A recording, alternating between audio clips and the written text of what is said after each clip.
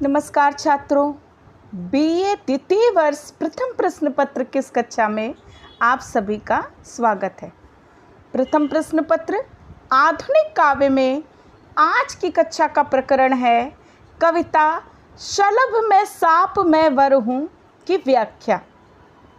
प्रस्तुत कविता वेदना की एक छत्र साम्राज्ञी तथा आधुनिक युग की मीरा महादेवी वर्मा जी द्वारा विरचित है। यह कविता महादेवी वर्मा जी के काव्य संग्रह सांध्य गीत से संकलित है। चलिए पढ़ते हैं कविता शलभ में साप मैं वर हूँ।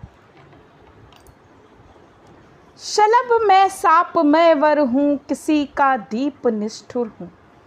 कवयित्री पतंगे को संबोधित करते हुए कहती हैं, पतंगा जो दीप के या रोशनी के चारों ओर घूमता रहता है, उसे ज्ञात है कि इस जलती हुई ज्योति के संपर्क में आने से उसका जीवन नष्ट हो जाएगा, उसका अस्तित्व समाप्त हो जाएगा, परंतु फिर भी वो दीपक के प्रेम में इतना रत है कि वो अपने प्राणों के मोह को भी त्याग देता है।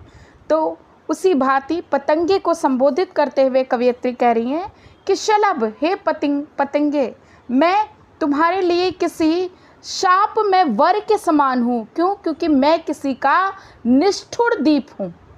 निष्ठुर दीप अर्थात दीप जो है वो बिना किसी संपर्क में आने वाले पतंगे या कीड़े मकोड़े के जलने की संवेदना से प्रभावित हुए जलता रहता है।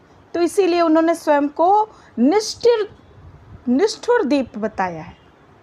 ताज है जलती शिखा, चिंगारियाँ श्रृंगार माला।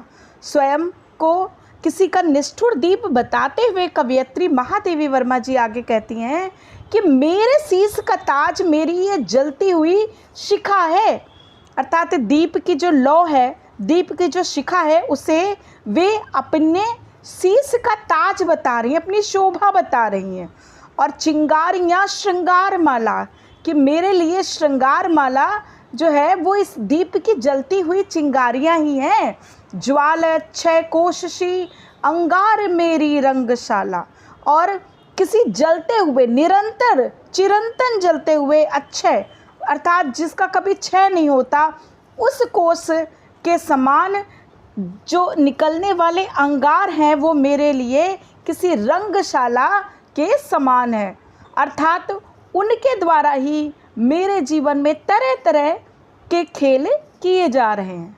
नाश में जीवित किसी की साध सुंदर हूँ कि यहाँ पे विरोधाभास अलंकार का प्रयोग किया गया है कि एक तरफ तो नाश की बात हो रही है, जहाँ पर नाश या मृत्यु की बात होती है वहाँ पर जीवन भला उसके साथ किस तरह रह सकता है, परंतु यहाँ कवयित्री स्वयं को नाश अर्थात मृत्यु में जीवित रहने वाली सुंदर इच्छा, सुंदर साध बता रही हैं। वे कह रही हैं कि मैं नाश में जीवित रहने वाली किसी की सुंदर इच्छा हूँ, सुंदर साध हूँ, सुंदर चाह हूँ।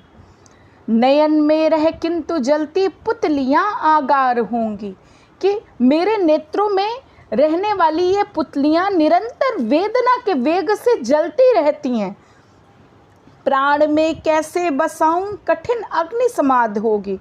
हे पतंगे, अगर मैं तुझे अपने प्राणों में भी बसाने का, प्राणों में भी संचित करने का प्रयास करूं तो वह तेरे लिए कठिन अग्नि समाधि के समान होगा।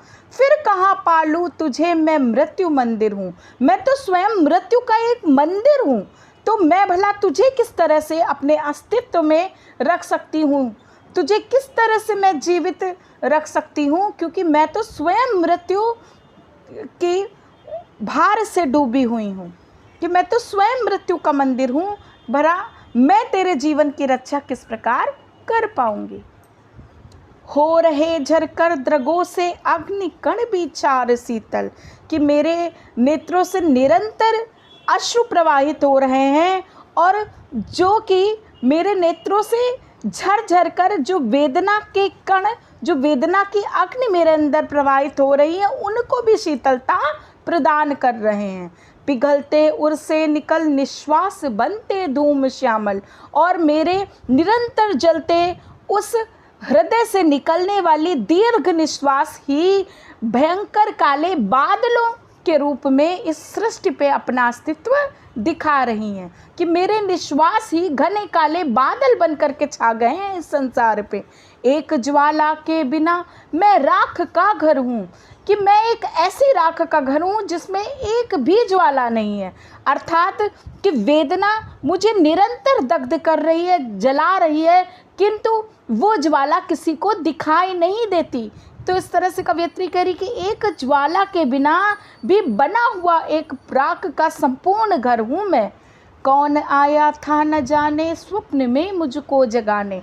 अब यहाँ पर महादेवी वर्मा जिस रहस्यात्मकता के लिए जानी जाती हैं उसका प्रदर्शन कर रही हैं। वे कह रही हैं कि कौन आया था न जाने स्वप्न में मुझको जगाने, कि वह अदृश्य अलौकिक रहस्यमय प्रियतम मेरे स्वप्न में आकर के मुझे मेरी निद्रा से दूर कर गया था, लेकिन वो कौन था उसका मैं परिचय नहीं पा पाई।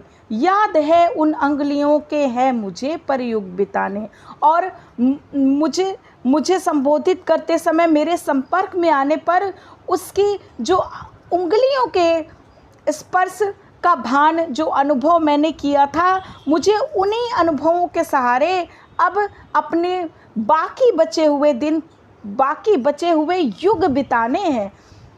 रात के उर्मे दिवस की चाह का शर हूँ, कि मैं तो रात के हृदय में बसने वाले दिन की चाह का कांटा हूँ, अर्थात मेरे जीवन में मेरे प्रिय के बिना निरंतर रात्रि के समान अंधकार छाया हुआ है, परंतु अपने प्रिय से मिलकर उस रात्र को भी दिन में बदलने की चाह का कांटा निरंतर मेरे हृदय में एक टीस जो है वो जगाता रहता है। तो रात के उर्मे दिवस की चाह का शर हूँ, शून्य मेरा जन्म था, अवसान है मुझको सबेरा। अब यहाँ पर जो महादेवी वर्मा हैं वे रहस्यवादी भावना का प्रदर्शन करते दिखाई दे रही हैं। वे कह रही हैं कि शून्य मेरा जन्म था, कि जैसा हम सभी जानते हैं कि हर जीवात्मा के लिए जन्मों जन्मों के जो है वो कार्यकलाप संचित रहते हैं, और प्रत्येक जन्म में अपने कर्मों को इति दे करके वो दूसरा जन्म लेती है, और जीवात्मा या आत्मा सदैव अमर है, अजर है। मृत्यु सिर्फ इस शरीर की होती है, आत्मा असीम है, अनंत है।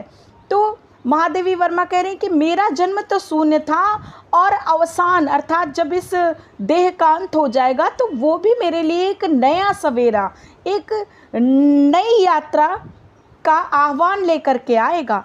प्राण आकुल के लिए संगी मिला केवल अंधेरा, कि इस जन्म में तो मैं सिर्फ अपने प्रिय की प्रतीक्षा में ही अंधकार में अपना जन्म बिता रही हूँ। मिलन का मत नाम ले मैं विरह में चिर हूँ, कि मेरे लिए मिलन इतना महत्व नहीं रखता, मेरे मन में अपने प्रिय के लिए जो विरह की भावना है वही चिरंतर है, वही शाश्वत है, वही सत्य है, और उसी भाव में डूबकर मैं अपना संपूर्ण जीवन खुशी खुशी प्रसन्नता के साथ बिता सकती हूँ। तो यहाँ पे महादेवी वर्मा मिलन की इच्छा नहीं कर रही हैं। क्यों? क्योंकि मिलन के बाद तो जो प्रेम है उसको एक तरह से देखा जाए तो ठहराव मिल जाएगा, परंतु वे मुक्ति की कामना भी नहीं करती, वे मिलन की कामना भी नहीं करती। वे अपने जीवन में इसी तरह अपने प्रिय के विरह में डूबी रहना चाहती हैं, और उसी विरह का आनंद लेते हुए जीती रहना चाहती हैं। तो बड़ी ही सुंदर कविता थी, और महादेवी वर्मा की वेदना जो कि उनकी कविता का प्राण है उसका चित्रण भी इस कविता में किया गया है। महादेवी वर्मा की रहस्यवादी जो भावना है वो भी हमें इस कविता की पंक्तियों में दिखाई देती है। इसके अतिरिक्त मानवीकरण, विभावना, रूपक, उपमा आदि अलंकारों का प्रयोग किया है, तथा इन पंक्तियों में कवयित्री ने पतंगा को अपना प्रतीक बताया है, कि पतंगे को संबोधित करते हुए वे स्वयं को एक निष्ठुर दीप बताती हैं, तथा वे पतंगे से ये भी कहती हैं कि वो भला किस प्रकार से उसको अपने जीवन में स्थान दे सकती हैं। क्यों? क्योंकि उनके अंदर तो स्वयं जीवन का प्रवाह जो है वो अवरुद्ध है, वो तो मृत्यु का मंदिर हैं, राख का घर है, तो इसलिए वे पतंगे को सचेत करते दिखाई देती हैं कि वह उनका मोह त्याग दे। धन्यवाद।